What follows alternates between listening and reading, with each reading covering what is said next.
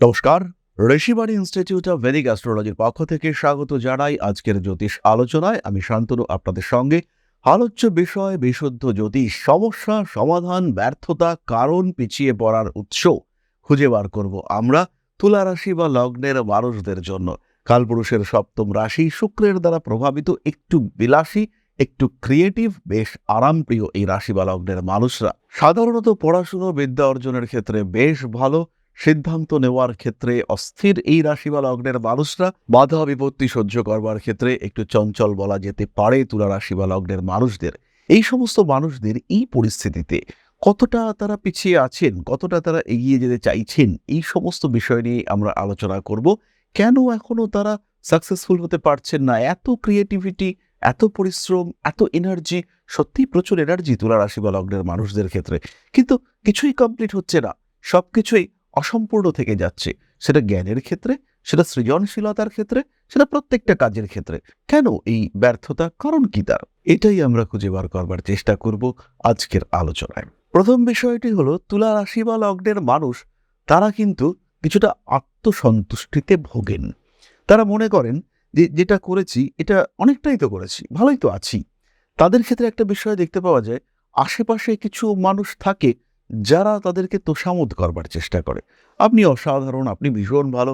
তখন তুলা রাশি বা লগ্নের মানুষরা মনে করেন, সত্যিই তো আমার তো অনেকটাই হয়েছে, আর কেন, আর কি দরকার আছে, প্রচুর তো হলো। এর ফলে তুলা রাশির যে গতি, সেটা কিন্তু বাধাপ্রাপ্ত হয়। তুলা যতটা ডিজার্ভ করেন, যতটা তুলা পেতে পারেন, তার আগেই তুলা যেন নিজে হ্যাপি হয়ে যান।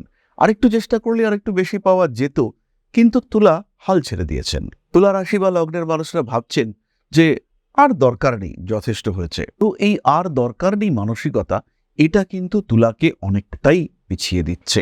এবং তুলা রাশি বা লগ্নের মানুষ যেটা ডিজার্ভ করেন, যেটা পেতে পারেন, যেটা হতে পারে, সেটা থেকে আস্তে আস্তে পিছিয়ে আসছেন। ব্যবসা হতে পারে, ক্রিয়েটিভিটি হতে পারে, কম্পিটিশন হতে পারে, খেলাধুলা হতে পারে। বিশেষ করে বিভিন্ন খেলা যেখানে বুদ্ধির তীব্র প্রয়োগ রয়েছে, সেই সমস্ত জায়গায় তুলা কিন্তু ব্যর্থ হয়ে পড়ছেন। নিজেকে কন্টিনিউয়াসলি ধরে রাখতে পারছেন না, পিছিয়ে আসতে হচ্ছে, বুঝতে পারছেন না কেন পিছিয়ে আসতে হচ্ছে, কিন্তু পিছিয়ে যাচ্ছেন। তুলা রাশির মানুষরা ভাবছেন জিতবো, কিন্তু জিততে পারছেন না। তার কারণ হলো, একটা জায়গায় গিয়ে মনে হচ্ছে আর দরকার নেই, অনেক হয়েছে, প্রচুর মানুষ প্রশংসা করছে, হ্যাপি হয়ে পড়লাম, আর লড়াই দিতে পারছি না। আরাম পছন্দ করেন তুলা, ঝিমিয়ে পড়লেন, একটু রেস্ট নিলেন, তার ফলে আলটিমেটলি পিছিয়ে গেলেন। সেই খরগোশ এবং কচ্ছপের গল্প আমাদের মনে রয়েছে। খরগোশ এখানে হলো তুলা, শুক্র, আর কচ্ছপ সে হলো শনি, ধীর স্থির কিন্তু পরিশ্রমী, কন্টিনিউয়াস। আর তুলা, খরগোশ সে দ্রুত, কিন্তু কিছুক্ষণ যাওয়ার পরে সে ভাবলো এবার একটু বিশ্রাম নিয়ে নিই।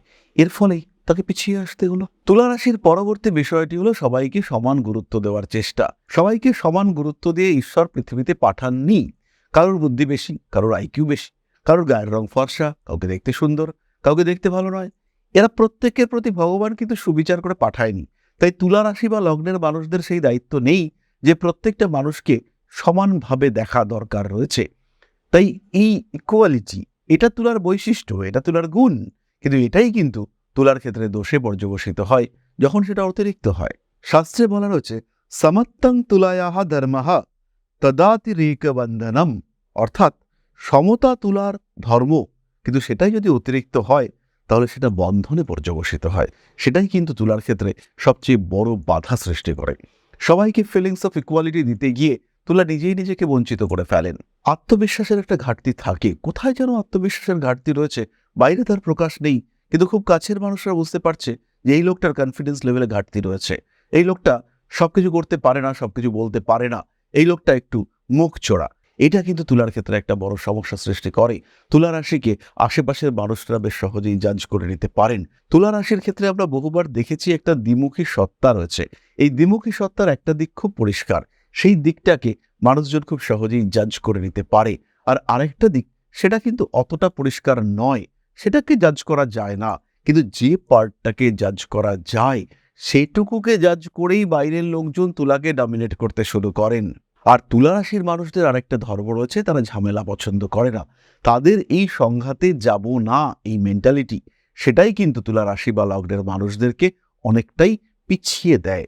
লড়াই করলে তুলা জিতবেই, তুলার লজিক একদম ঠিকঠাক, সেখানে কোনো রকম কোনো সংশয় সমস্যা নেই। কিন্তু তুলা সংঘাত এড়িয়ে যেতে পছন্দ করে। সামান্য ক্ষতি সে বরদাস্ত করে না, আর এই সংঘাতে না যাওয়ার কারণে ক্ষতি কিন্তু অনেকটাই হয়, বেশ বেশি ক্ষতি হতে দেখতে পাওয়া যায়।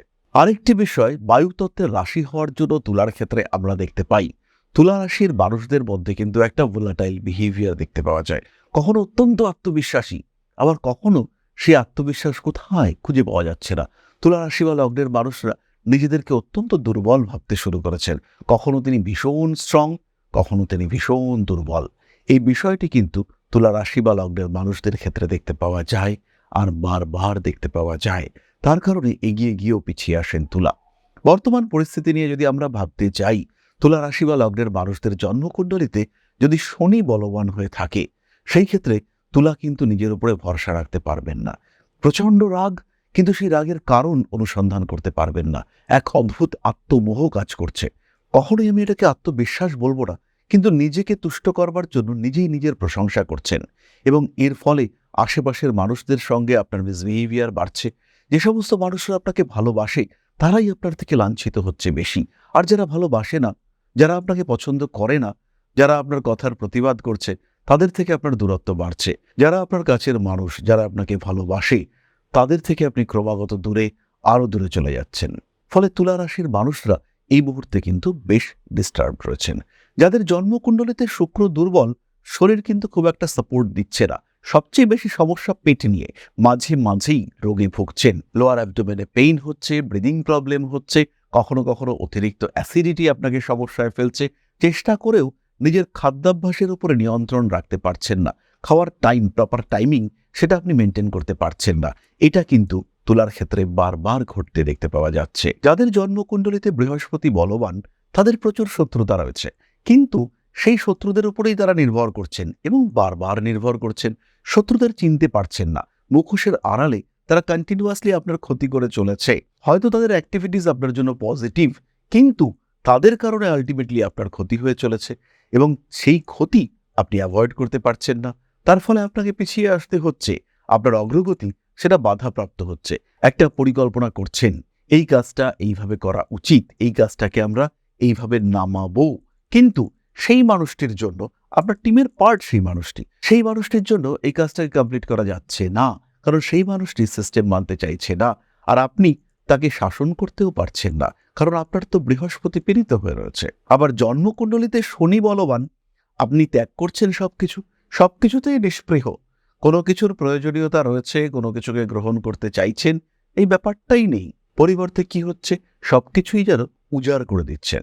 শনি বলবান, নিজের কথা ভাবতে চাইছেন, জোর করে ভাবছেন, ঠিক করেছেন আমি নিজের কথাই ভাববো, আমি আত্মকেন্দ্রিক হব। ইউনিভার্স আপনাকে সবকিছুর থেকে দূরে সরিয়ে দিচ্ছে, সব থেকেও আপনি রিক্ত হয়ে পড়ছেন। এই ঘটনা আপনার ক্ষেত্রে দেখতে পাওয়া যাচ্ছে। তাহলে প্রশ্ন হলো, কি করবেন এখন তুলা রাশি বা লগ্নের মানুষরা? প্রথমেই জন্মকুণ্ডলীতে লক্ষ্য করুন আপনার 3টি গ্রহ বুধ, শুক্র, শনি, এদের মধ্যে অ্যারেঞ্জমেন্ট কেমন রয়েছে। এরা যদি একটু স্টেবল কম্বিনেশনে থাকে, তাহলে কিন্তু আপনার জীবনে কোনো রকম সমস্যা সংশয় নেই। তাহলে কিন্তু খুব সহজেই আপনি আপনার জীবনকে নিয়ে এগিয়ে যেতে পারছেন। সব বাধাই আপনি অতিক্রম করতে পারছেন। কোনো রকম স্ট্রেস, টেনশন, অ্যাংজাইটি আপনার ক্ষেত্রে কাজ করছে না। রীতিমতো শান্তিতে আছেন আপনি, রীতিমতো ভালো আছেন আপনি। এই বিষয়ে কোনো সংশয় কিন্তু আপনার ক্ষেত্রে নেই। তাহলে জন্মকুণ্ডলিতে শুক্র, বুধ এবং শনি এরা যদি বলবান না থাকে, তাদেরকে একটু এনার্জাইজ করবার চেষ্টা করতে হবে। স্পেশালি শুক্র এবং বুধকে একটু এনার্জাইজ করতে পারলেই কিন্তু তুলা রাশি বা লগ্নের মানুষদের এই সমস্যাগুলো কাটবে। তার সঙ্গে সঙ্গে প্রয়োজন সাপেক্ষে মঙ্গলের দিকেও নজর দেওয়া যেতে পারে। রুদ্রাভিষেক করতে হবে, শিব পুজো করতে হবে, এটা অত্যন্ত পজিটিভ। তার সঙ্গে সঙ্গে নিজের ইষ্ট দেবতার পুজো পাঠ সেটাও করা যেতে পারে। কর্মের উপরে নিয়ন্ত্রণ রাখতে হবে। অতিরিক্ত কর্ম আপনার জন্য সঠিক এবং শুভ নয়। নিজেকে ভালো রাখার চেষ্টা এটা অবশ্যই করতে হবে। ভালো রাখার সঙ্গে সঙ্গে নিজের আত্মীয় পরিজন, কুটুম্ব যারা আপনার সঙ্গে অ্যাসোসিয়েটেড, তাদেরকে দুটো ভাগে ভাগ করতে হবে। কারা আপনার সত্যি সত্যি শুভচিন্তক, আর কারা আপনার শুভচিন্তকের রূপ ধারণ করে আপনার জীবনে রয়েছেন, তাদেরকে দূরে সরিয়ে দিতে হবে। শত্রুদেরকে আইডেন্টিফাই করতে হবে। শত্রুরা আপনাকে নিয়ে কেমন ভাবছে, শত্রুরা আপনার কোন দিকটিতে আক্রমণ করতে চাইছে, এই দিকগুলিকে আইডেন্টিফাই করা এবং তাদেরকে বলা, সেটা কিন্তু আপনাকে করতে হবে। তাদেরকে প্রতিরোধ করতে চাইলে, তাদের থেকে নিজেকে রক্ষিত রাখতে চাইলে, সেই ক্ষেত্রে অবশ্যই তাদের স্ট্রং পয়েন্ট এবং তারা আপনাকে কিভাবে দেখছে সেটা বোঝা আপনার জন্য জরুরি। তুলা রাশি বা লগ্নের মানুষরা প্রচুর অ্যানালাইসিস করেন, তাই নিজের মিত্র এবং শত্রুদেরকে নিয়ে, নিজের জন্মকুণ্ডলীর গ্রহদেরকে নিয়েও কিছুটা অ্যানালাইসিস করতে হবে, তাহলে আপনি ভালো থাকবেন। সময় ভালো, দশমে বৃহস্পতি তুঙ্গ হতে চলেছে, এমন সময় বারবার আসে না জীবনে। আপনি সৌভাগ্যবান যে আপনার জন্মকুণ্ডলী সাপেক্ষে এই সময় আসছে। নিজের জন্মকুণ্ডলীর উপরে নজর দিন, পরিকল্পনা করুন কি করবেন, কোন দিন কতটা কাজ এগোতে হবে, সেগুলো ভেবে কাজ করুন। জীবনে উন্নতি আসবেই, এই বিষয়ে কোনো দুশ্চিন্তা কিন্তু থাকছে না। জ্যোতিষশাস্ত্র, অ্যাস্ট্রোলজি, যা আপনার জীবনকে পাল্টাতে পারে। জ্যোতিষশাস্ত্রের উপরে নির্ভরশীল হয়ে বা জ্যোতিষশাস্ত্রকে গ্রহণ করে আপনি আপনার জীবন বদলাতে পারেন। একে গ্রহণ করতে পারেন মূল পেশা হিসেবে, একে গ্রহণ করতে পারেন সাহায্যকারী পেশা হিসেবে। বহু মানুষের বর্তমান যুগে একটা সেকেন্ডারি প্রফেশনের প্রয়োজন রয়েছে। বাড়িতে বসে রয়েছেন একদম গৃহবধূ বা এই মুহূর্তে ছাত্র বা ছাত্রী, সেই ক্ষেত্রে আপনি জ্যোতিষ শিক্ষায় শিক্ষিত হতে পারেন।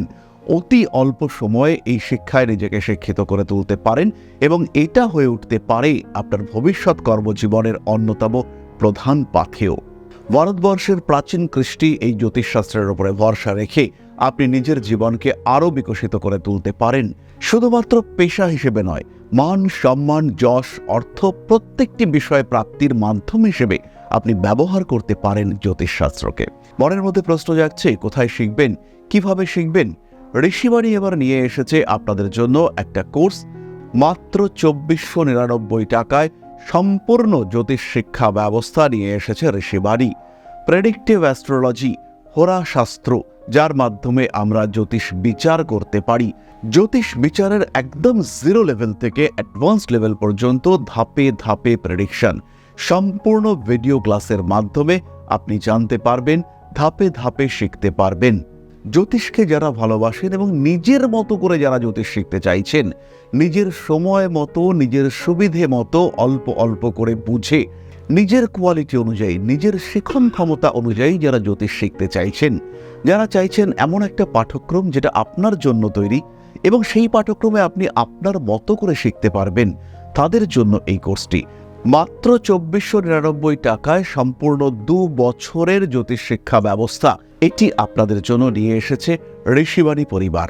বহু মানুষ রয়েছেন যারা জ্যোতিষ শিখেছেন, জ্যোতিষকে ভালোবাসেন, কিন্তু প্রেডিকশন করতে পারেন না। বেশ কিছু মানুষ রয়েছেন তারা প্রেডিকশন করতে পারেন কিন্তু আলটিমেটলি রেমেডি সিলেকশন করতে পারেন না। এই প্রত্যেকটা মানুষের প্রত্যেকটা সমস্যার সমাধান নিয়ে রয়েছে পুঙ্খানুপুঙ্খ এই কোর্স।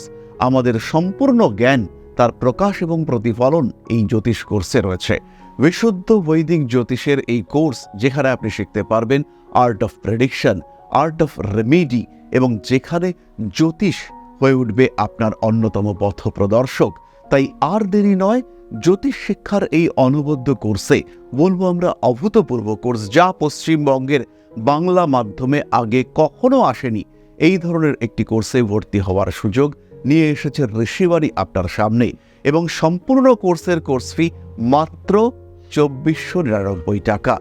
এই টাকাতে সম্পূর্ণ কোর্সটি আপনি পাচ্ছেন, যেটা সাধারণত জ্যোতিষ কোর্সের অ্যাডমিশন ফি বা ১ মাসের মায়রা, সেই কোর্সে আপনারা পাচ্ছেন সম্পূর্ণ কোর্সটা, এবং সেটা উইথ লাইফ টাইম অ্যাক্সেস। সব সময় আপনি দেখতে পারবেন, যখন আপনার ইচ্ছা সেই সময় আপনি দেখতে পারবেন, অ্যাক্সেস করতে পারবেন এই কোর্সটিকে। তাই যারা নতুন করে কিছু ভাবতে চাইছেন, নতুন করে কিছু করতে চাইছেন, যারা নিজের জীবনে একটা ট্রান্সফরমেশন নিয়ে আসতে চাইছেন, পরিবর্তন করতে চাইছেন নিজের লাইফস্টাইলের, তাদের জন্য এই কোর্স মাত্র ২৪৯৯ টাকায়। মাত্র ২৪৯৯ টাকা, যেখানে নেই কোনো রকম কোনো হিডেন কস্ট। শিখবার জন্য সম্পূর্ণ এই কোর্সটি ২৪৯৯ টাকায়। সংযুক্ত হন আমাদের এই কোর্সে। এখন আপনার বর্তমান এবং ভবিষ্যৎ আপনার হাতে। ঋষিবাণী রয়েছে প্রতি পদক্ষেপে আপনার সাথে। আজই কল করুন আমাদের কন্ট্যাক্ট নাম্বারে, ভর্তি হন আমাদের এই অভূতপূর্ব কোর্সে। বাংলা মাধ্যমে সর্বপ্রথম ঋষিবাণী পরিবার নিয়ে এসেছে এই ধরনের জ্যোতিষ শিক্ষার সুযোগ। তাই আর দেরি নয়, অনেক হয়েছে অপেক্ষা। এবার জ্যোতিষ হয়ে উঠুক আপনার পথপ্রদর্শক। ভালোবাসেন যদি এই সাবজেক্টকে, আপন করে নিন ঋষিবাণীকে।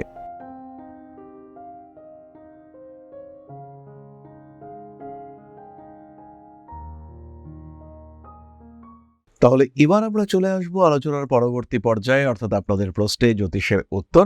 তবে তার আগে ছোট্ট একটি বিষয় আপনাদের সঙ্গে শেয়ার করব। তাহলে এবার আপনাদের প্রশ্ন জ্যোতিষের উত্তর। প্রশ্ন করেছেন জয়শ্রী সরকার, 29/7/1990, সময় 12:35 PM, place of birth Kalyani, career সম্পর্কে জানতে চেয়েছেন। জয়শ্রী জন্মকুণ্ডলিতে সরকারি চাকরি প্রাপ্তির সম্ভাবনা রয়েছে। উচ্চশিক্ষার ক্ষেত্রে চেষ্টা করতেই হবে এবং সেই ক্ষেত্রে টিচিং ওরিয়েন্টেড চাকরি পাওয়ার সম্ভাবনা অনেক অনেক বেশি। বাবার শরীর স্বাস্থ্য নিয়ে অল্প বিস্তর দুশ্চিন্তা, তার কারণে ক্যারিয়ারে কিন্তু প্রভাব পড়বে। যদি সরকারি চাকরি পাওয়া না যায় সেই ক্ষেত্রে খুব দেরি না করে 2027 সালের শেষে বেসরকারি চাকরিতে জয়েন করা যেতে পারে। চাকরি লাগবেই, না হলে কিন্তু আসবে ডিপ্রেশন। তাহলে আজকের আলোচনা আমরা আর দীর্ঘায়িত করব না। সবাই সুস্থ থাকুন, ভালো থাকুন। মা শ্রী শ্রী আদিশক্তির আশীর্বাদ বর্ষিত হোক আপনাদের উপর। আরো সমৃদ্ধ হয়ে উঠুক আপনাদের প্রত্যেকের জীবন। জয় মা আদিশক্তি। নমস্কার।